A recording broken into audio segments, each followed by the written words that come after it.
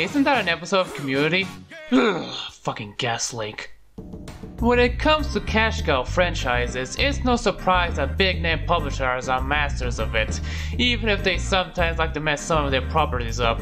Take for instance Activision Blizzard, you know, the other EA. I'll just talk about the former half of it. They used to conquer the gaming industry with their franchises. Now, it's just one of them and some revivals. There was a time when they mutated Spyro into a Toys for Life series and made him a minor character. Fuck him. Guitar Hero started a trend back in 2005, and that was before Active bought the franchise rights from Red Octane. It used to be popular with rhythm game fans and casuals alike, what with their expensive fake guitars, until they make the cow so hard it cannibalizes itself, much like Rock Band. And nobody cares about GH Live, we're all about that Clone Hero and Prince of Fire stuff, bro. Then you have the Tony Hawk games. They were fun and addicting arcade skaters that thrashed the early 2000s. And then it went all jackass on us and became a shell of its former glory after Ride. At least Pro Skater 1+2 is well received. And then you have the big one. NASCAR the game. Call of Duty remains their most popular cash cow even if it's past their prime, and it all started with a World War II shooter. The first title, released in 2003, was developed by Infinity Ward, composed of ex-2015 developers, the same people who did Medal of Honor and Allied Assault. It was PC exclusive, much like that game, but it focuses on multiple campaigns from different Allied forces in several European locations, which is some of the MOH games at the time and even Call of World War II later on were lacking. And just like I was taught in the back of the box, it also revolved around working with your AI companions such as Captain Foley and Captain Price. Why do I get the feeling those two names are gonna come back? It was a commercially critical success, and a franchise was born, spawning an expansion pack, a console spin-off, a sequel, and a console exclusive prequel from Treyarch. Wait, what? But then the World War II FPS market got too saturated, even back when Call of 1 was a thing, as the franchise was being sold alongside stuff like Battlefield, Brotherhood in Arms, Day of Defeat, Red Orchestra, and of course, Medal of Honor, so the franchise needed a big change. They went to the present.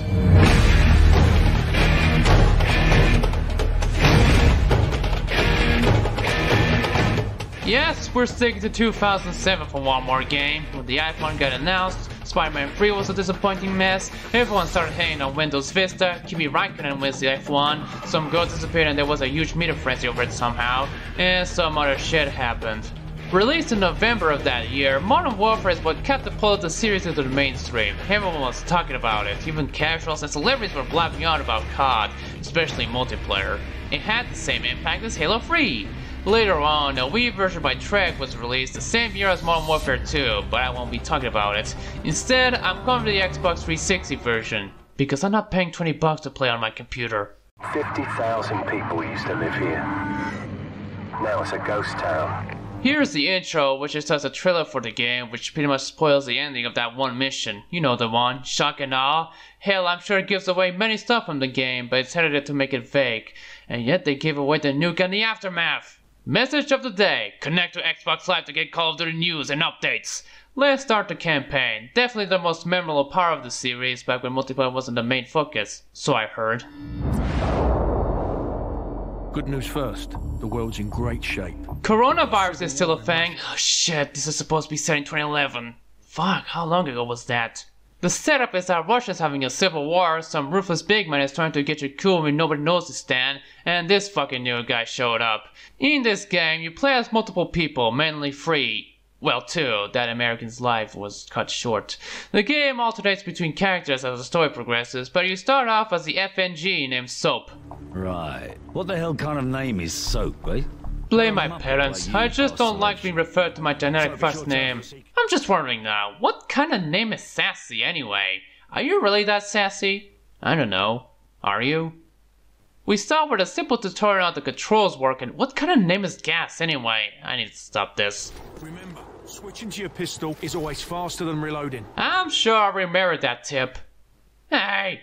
After murdering that melon, you head to the training course where you meet the famous Captain Price with his glorious mustache. Well, not as glorious as World War II Price, but still just as memorable. And here's the part where they decide to run the course many times to appease Price. It's where you shoot at targets and throw flashes as fast as possible, and damn it, it's addictive as hell! Shame I got to hear right after many tries. Depending on how well you prove on garbage, the game will adjust to an appropriate skill, but this training course isn't an accurate representation of the nightmare that is Modern Warfare, so I went with regular. Off to Crew Expendable, where Price's squad infiltrate the Russian ship containing a nuke. Strap in for one of the most famous set pieces in the series. This is quite a great introduction to the game with a great pace, starting off calm as they reach the inside of the ship, to hard racing as they leave the sinking ship.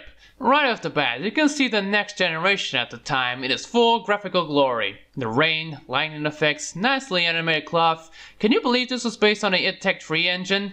For a console game, I was surprised to see this run at 60 FPS for most of the time. Normally, games in the 7th generation run half of that, covered with motion blur.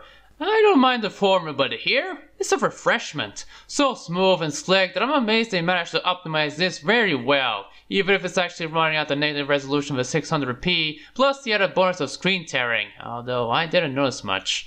If you put aside their really ugly faces from up close, especially Price's, I apologize, Chief, it looks amazing. The day scenes may look bleak at times, but at others, their colors really pop. The night missions are the best looking ones, which is weird for me to say since enemies tend to be hard to look at from afar, except I can't see where the enemies are during daytime too, due to them hiding, covering, or just blending in the background.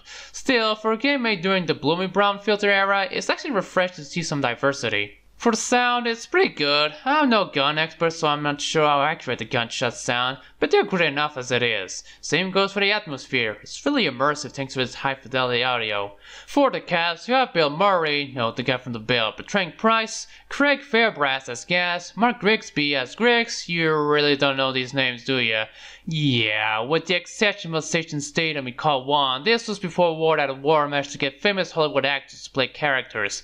I mean, you could say Fairbrass is one since he was in Cliffhanger, but don't let the cast list undermine the acting. It is quite sublime, especially Craig Fairbrass, who went on to play Ghost and Wallcroft in the sequels. And just like those two, he has a great sense of humor and a bit hot-headed. I like to keep this for close encounters. With a little bit more of your sniper support, we are sure to be victorious. Captain Price. Enough sniping. Where is the informant? Что ты делаешь? Что с ума сошел? Where is he? It's great. Now where are they gonna land now? Really relatable. Grigsby and Murray did a great job too, as well as those others playing the Marines on a specified stand. Who is David Sobolov anyway? Music is also great. The theme song is composed by the same guy who did the songs for Metal Gear Solid 2 and the Shrek films. Harry Gregson Williams has a weird portfolio. While the rest is made by Stephen Barton, who also did the song for Shrek 2, these guys are made for each other, and it is a bliss to listen. Warpig is really iconic with its rocking beat, contrasting the orchestral sound in the SAS missions, especially in the cover scenes. Although you won't hear much music during the intense moments due to the gunshots surrounding it, so I can compensate. Well, that's the prologue done. We see an in-game cutscene of now former president of Unknown Stan being driven to his execution while seeing the aftermath of Holosat's takeover. It is really bleak and a very powerful scene that makes you ask, was the CIA involved in the coup? By the way, did you know that Hal Fulani is the Arab equivalent of John Doe? Just a little trivia I'd like to spew. Now the SAS must rescue the informant of the ship named Nikolai, somewhere in the Caucasus Mountains. As far as console shooters go, the controls are as good as that time I begged your mom. Wait, shit, no, this is for the other guy. As a PC gamer, I had some time to get used to it, but after playing a few console shooters, I have to say that this control scheme feels so natural. Left trigger to aim down your sights, B to crouch, Y to change weapons. After some time, it becomes second nature. Too bad I have to relearn the controls when playing something like Halo on the Xbox. This scheme isn't quite standardized.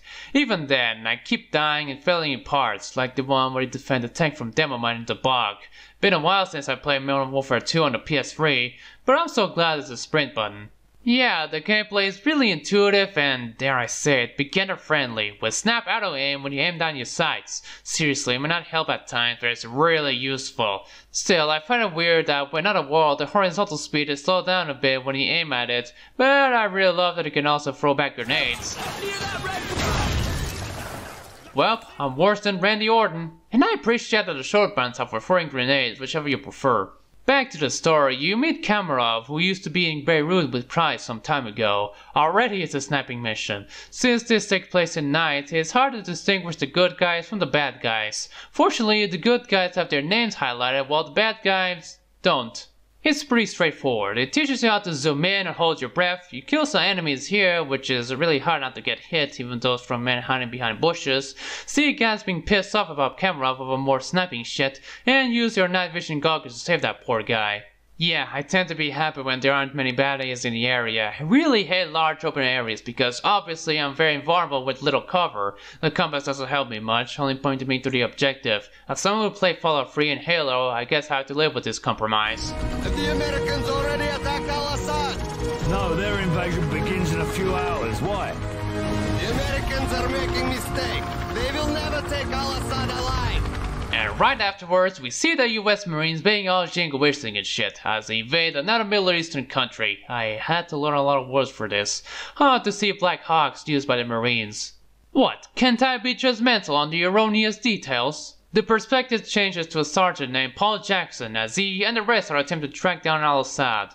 You know, there has been some criticism on the game, saying that all you do is kill brown people. Sure, you do kill them, but only in 4 chapters of the first act. In actuality, most of the time you kill Russian tankies, and the same applies to the sequels. Sure, you kill minorities, but not most of the time. It's better than what 6 Days of Fallujah is about to be, I'll give them that, but it still kinda reeks of propaganda though, even more in the sequels. For instance, the ultra-nationalist Russians are portrayed as neo-communists, showcasing the hammer and sickle as their logo prominently in multiplayer at least, despite the fact that actual ultra-nationalist parties fucking hate that shit.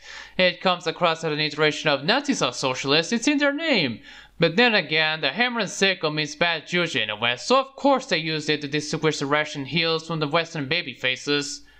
Although, calling these guys the faces seem rather questionable too. Price has a track record of some unfavorable antics in this timeline, like the time he tortured Al-Assad for information in safe house. Now, fortunately, the scene portrayed a violent interrogation rather realistically, as in, the suspect doesn't actually spew any info until the phone rings. And at least you don't get to play the torture minigame like other games. GTA 5! And don't get me started on death from above, I'll get to that. So the Marines are here, not to get oil, we promise, but to track down and kill Al-Assad. And the reason why I kept saying these words is because while it gives you the somewhat specific location in the SAS missions, in the Marines missions it doesn't bother telling me what country are they fighting in. Is it really Saudi Arabia, since the crosshairs in the pre-mission cutscenes almost point to it? Is this some more social commentary or am I just reading it too much? Unlike most FPS of the time, even Halo, Call of Duty is all about teamwork, so the big number of baddies is justifiable despite their tactics being bullshit. You're not supposed to be a one-man gang, or one-man army in this case, so you take damage much easily, unlike Gordon Freeman or Master Chief. It's a lot more grounded in reality, even if you can regenerate health, in which the law would call bullshit! The Middle Eastern missions demonstrate this style of FPS very well, even if I find it is rather mediocre. The Marine missions are just bog standard shooting galleries that don't offer much interesting stuff right until the last chapter of the first act. I mean, there was that part in the bog where he used his heat-seeking mortar cannon thing to shoot at enemy tanks, and also the War Pig mission where you defend and follow the eponymous tank, but even that's not as memorable to me. I guess I was just spoiled by the later modern FPSs like Battlefield 3. Still, there are some challenging sections like this part of the TV station and the information tank defense one. I just find the SAS ones more appealing.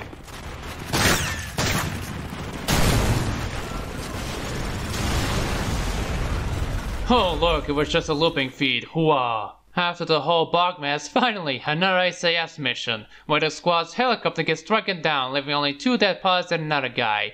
Better than me. Speaking of death, I love how when you die from anything besides grenades and other explosive objects, you get quotes from famous politicians or whoever said it.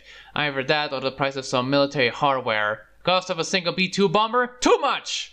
Oh, did I say I love it? I actually find it as annoying as dying. Like what? Were I double trying to be deep with it? I know, war is hell, but I think I know the gist of it from playing it. No need to tell me that the praise is an ideological weapon. Don't expect this to be a stealth mission because you'll always get spotted in this field. Like Crew Expendable, there's a crescendo in its pacing. You go from saving this old man to an all-out battle, complete with a helicopter fight with stingers. Jeez, this is why I love the SAS missions better. Gas, you fool! After that, at an airstrike, it is now this. Now, it is really fun to shoot the baddies from afar with 3 types of rockets. But when you compare it to actual AC-130 recordings, it's so disturbing how close it looks, compared to how nonchalant the operators are. Roger, guy moving. Direct hit. We got a runner here. That's a hit. Good kill, good kill. Kaboom. Yep, that was right on target. Yep, people are dying down there. And not to be cinema sins again, but are there call signs Warhammer or Wildfire? Bravo 6, this is Warhammer standing by. Heard you could use some help down there. Wildfire, we're marking the vehicles. Confirm you see the beacons. It's one of those small mistakes that irks me too much. After saving the squad to the extraction point, we cut back to the Marines following Warpig. It's alright. It taught me that I shouldn't take cover behind vehicles. I'm sure the next Marine mission is interesting. I really hope Shock and Awe will have a satisfactory ending. This is good. An helicopter section where the cannon is really useful this time, and it gets repeated a second time. It is also funny. This part though. So after suffering through that almost infinite spawner of enemies, you head back for evac. Oh no! The girl went down! And oh no! Even a nuclear explosion! Am I not getting a happy ending here? I want to go away, but I want to save that pilot. Oh god, I'm delaying their time. I sure hope those boys disarm that bomb before...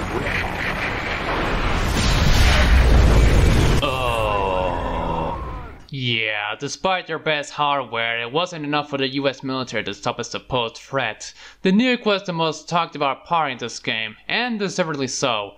While I think the Marine levels are mediocre, they do make you question their presence and antics in not only this war, but also in actual US invasions of Middle Eastern countries. But it wasn't Spec Ops levels of war criticism, and unlike Pat Tillman, the game didn't get banned, nor the US military did destroy Activision and IW for doing so and cover that up, as the narrative is left up for debate. Is this game pro-war? Anti-war? Is this satire? Who knows? What I do know is that Infinite War fucked up this scene in Modern Warfare 3 by revealing Makarov did it! God, I hate these kinds of retcons. And why am I in a different place? We start Act 2 where Nikolai managed to track Al-Assad, someone in Azerbaijan. Yeah, thanks for telling me that after the nuke went off. Oh well, I hope we'll get him easily. Fuck! In case you forgot, I'm at Regular, which is basically the easy mode right after Recruit. But despite that, the levels being linear and your comrades helping you, the difficulty spike is very noticeable. There are so many people shooting at you that you don't know where they are. And like I said, not just because the levels take place at night. It's also difficult to spot the shooters during daytime as well. It's probably a me problem, but I just can't see where they are. The red hit sprites aren't helping much. It doesn't help that my aiming is shit, even when auto-aim. I hate when the flashy Rusky shoot me from behind. I can't forgive it when it's a multiplayer game, but on a single player campaign where you have to hide yourself to heal, it's just so cheap. And the dogs, they're just as annoying.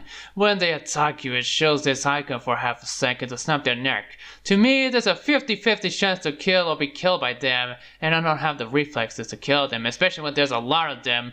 God, dogs suck in this game. The group searched every house on the block with the help of shopper support until they reached the barn, where Price interrogates the dictator, only for a phone to ring. After learning about his Zakhaev guy and Price shooting Assad, we go back 15 years ago, where Price was lieutenant, or lieutenant as Macmillan calls him. It's a British thing. It wasn't a mission to assassinate him somewhere in Pripyat, under the command of the eponymous Scot on the back of the box.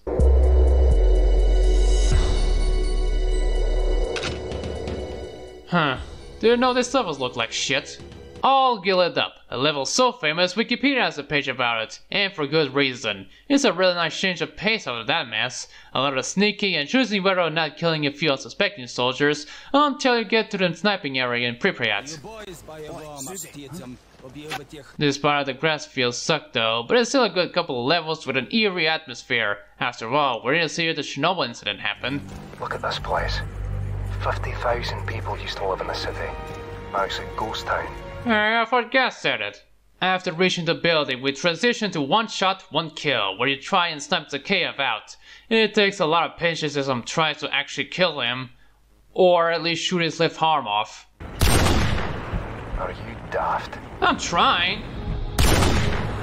Target down. I think you blew off his arm. Shock and blood loss will take care of the rest. At least the negotiations were short.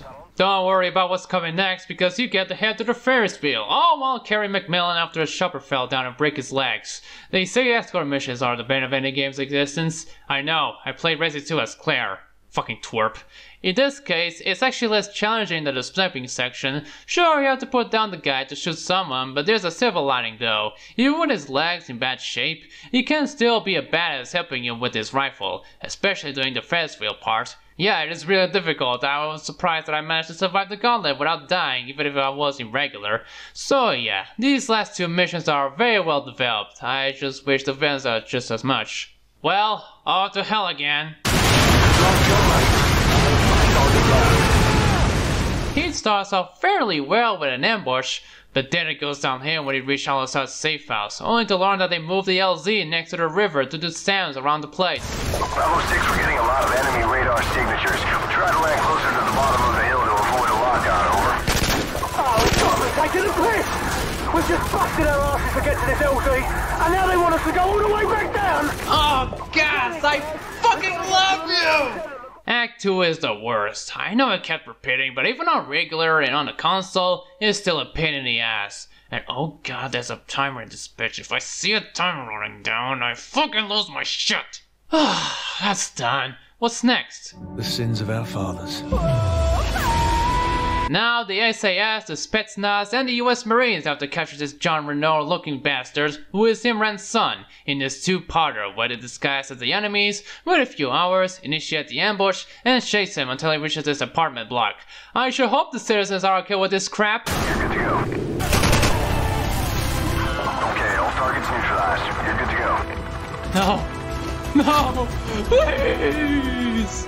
Alright, you Russian bastard, tell us about this. Damn, all that for nothing.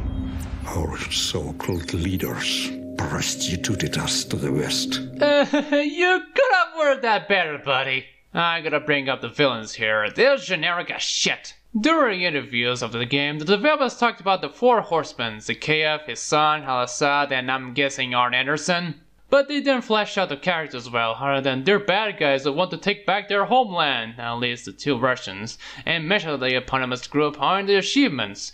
You can blame on the development side, all but a few original missions were deleted, including those where you control a helicopter, and when they need to stitch the plot together, Infinity Ward hired TV writer Jesse Stern. He did a good job, but damn it, he didn't save the villains! Of note, Jesse didn't write the Zakhaev speech nor the Ghost Town line, as they were used for the trailers marketed by the now-defunct Ant Farm before he was hired. So it was really hard to build up from just prostituting to the West.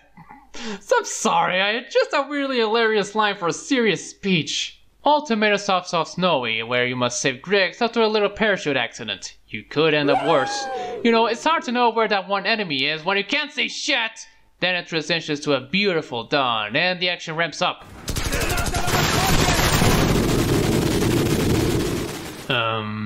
It sure was something, we got a problem here! Delta 1 X-ray, we have a missile launch! I repeat, we have a missile! Well, that can't be good for the economy. It's time to get into the bunker, all while getting annoyed by tanks and allies telling you to head to the right side of this area. This way, go right! Head over to the right side! In a fucking minute! Although by the time they enter the place, the warheads are already out of the rockets, so whether they enter the abortion codes or not, the world's fucked anyway. I need to stop being a smug nerd. Oh, no fighting in the war room. Since it takes place inside the facility, it's gonna be a breeze. They're starting a bloody countdown.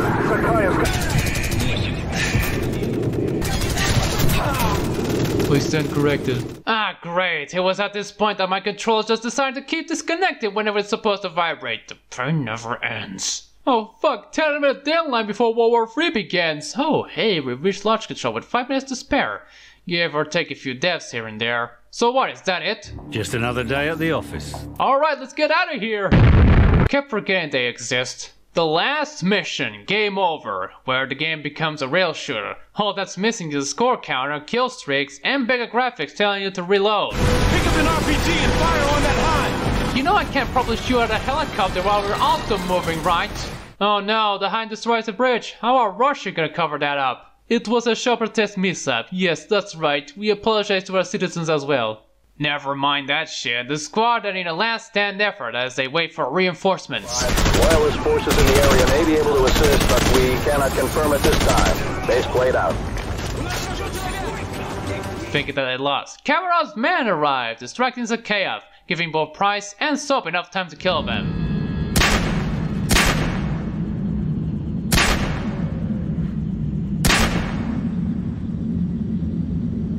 The day is saved, but at what cost?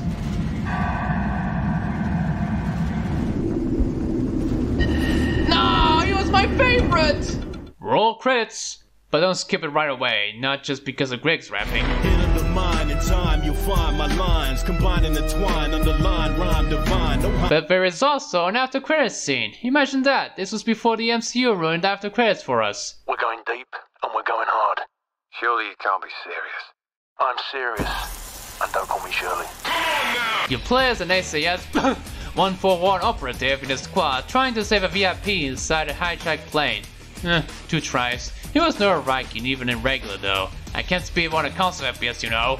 So that was it. You greeted with this photo, and speak of the devil, I unlocked arcade mode, where you score points, earn streak multipliers, and extra lives and finish the level before time runs out. Nevermore. And you also get to earn cheats by finding laptops hidden around the levels. Yes, this is the best way to play the game. Well, one thing's missing is the multiplayer. Problem is, no one was playing at the moment, and yet this was recorded when I have live gold. Come on, this video isn't complete without covering multiplayer. I did play on the PS3 before returning to the how it doesn't load FNG at all, but I don't think this is enough to do so. I am so sorry, but again, I'm not paying $20 for the PC version, and I didn't have enough money to get it during that one rare sale earlier this year. I gotta skip it. So that was Modern Warfare, or at least the single player portion. What can I say? It's quite an interactive sight to behold. Its presentation is quite fantastic by 2007 standards, the gameplay is smooth and challenging, and the story, while generic at points, is quite engaging even with disturbing moments. It was so popular, and still is, that Activision contracted Raven Software to remaster the original with improved graphics while keeping the gameplay intact. It's just a shame that it was bundled with the special edition of Infinite Warfare at first, and even if it was released as a standalone, it has microtransactions post-release. Oh, good gravy. With the huge success of the original Modern Warfare, the machine wanted to continue the sub-series, wanting 2 sequels and a reboot. I'll try looking at them, but if I track down the English versions of the games in Spain. I don't want to repeat the same mistake when I brought Fallout 3 in the country that I live in, should I went to Canada. Sorry if this felt like the script is full of future creep, and also for not covering multiplayer. I could have bought a used retail copy of the PC version instead, since it doesn't need Steam for it to work, but I just got lucky with an English language version of the 360 port in Spain. Anyways, I hope you enjoyed this video, especially my patrons before this went public. I appreciate if you subscribe to my channel and maybe back my Patreon if you like. Well, I gotta go. See you next time!